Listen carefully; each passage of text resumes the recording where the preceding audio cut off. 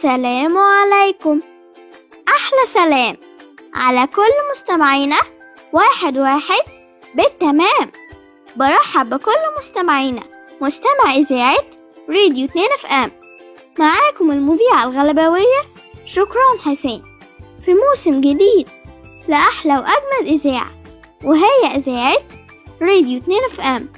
بهنيكم وهني نفسي ببرنامجنا الجديد اللي بتمنى وانتم بتسمعوه تقضوا وقت سعيد ويكون كل الكلام اللي فيه مفيد. برنامج خدوا بالكم من عيالكم.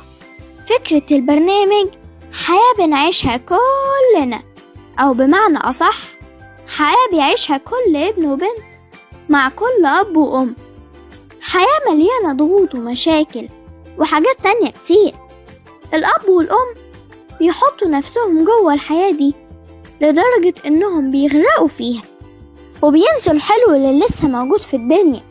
وطبعا الغرق ده بينعكس على الجيل الصغير اللي هو إحنا، واللي أنا منه وبمثله. وعشان كده فكرت في إننا كجيل صغير نكون زي القشة اللي بيتعلق عليها وبيمسك بيها الغريق.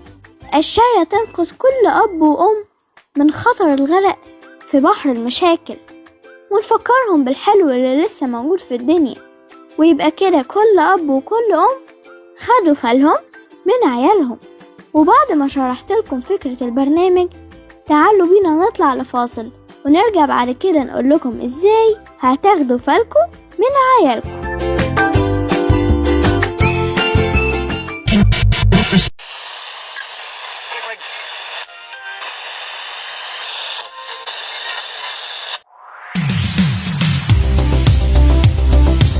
القهوة أنواع، في السادة وفي المظبوطة وفي اللي على الريحة اللي تحسها قلب على سادة. وكل قهوة وليها معانا حكاية. أنا بشربها زيادة، وانت بقى بتشربها ايه؟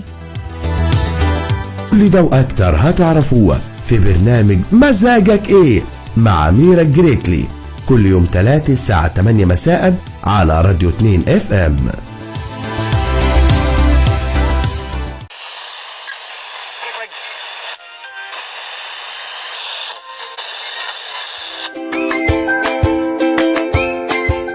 ورجعنا لكم بعد الفاصل مع أولى حلقات برنامجنا الجديد خدوا بالكم من عيالكم، والمذيعة الغلباوية شكران حسين.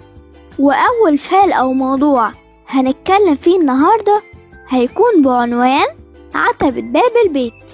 كل أب وأم لما بيرجعوا من الشغل ما بيعرفوش يفرقوا بين إنهم رجعوا البيت وسابوا الشغل، وبين إنهم لسه متأثرين ومتنكدين بسبب هموم ومشاكل الشغل، ومش بيدوا فرصة لنفسهم إنهم يستمتعوا بالجو الأسري ويخففوا عن نفسهم وعن أعصابهم ضغوط الشغل. لازم كل أب وكل أم يسيبوا عند عتبة باب البيت كل مشاكل وضغوط الشغل ويعيشوا معانا الكام ساعة اللي بيقعدوا فيها في البيت. إحنا من حقنا كأي ولاد وبنات نحس بوجود أمهاتنا وأبهاتنا، نفرح بوجودهم معانا ونتكلم معاهم ونفهم منهم أمور كتير في الدنيا غايبة عننا، ونفرح كلنا بوجودنا مع بعض. يا كل أب وكل أم اسمعوا نصيحتي وسيبوا الهموم عند عتبة باب البيت. افرحوا بأولادكم وفرحوهم بيكم، واسمعوا النصيحة ونفذوها وشوفوا هتفرق معاكم قد ايه. وبكده هتكونوا أخدتوا بالكم من عيالكم، وبكده يكون خلص فال وموضوع النهاردة. أتمنى تكون حلقة النهاردة نالت إعجابكم. انتظرونا الأسبوع الجاي في نفس الميعاد وفال جديد من برنامجكم خدوا بالكم من عيالكم. كانت معكم شكران حسين. أسيبكم على كل خير، مع السلامة.